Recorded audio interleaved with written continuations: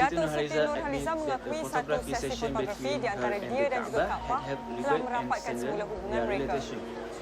Siti yang turut menyanyi Kaabah sebagai seorang ibu menyatakan dia tidak lagi menyimpan dendam di dalam hati.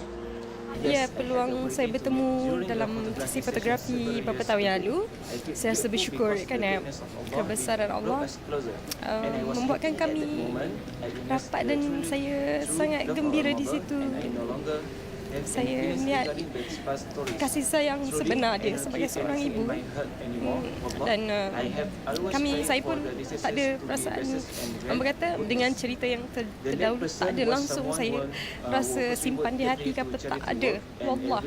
Dan memang saya sentiasa doakan arwah sihat dan juga akan diberi keberkatan. Arwah seorang yang banyak membuat kebajikan, itu memang semua orang tahu, dan sama-samalah kita doakan semoga ditempatkan bersama-sama dengan orang yang beriman.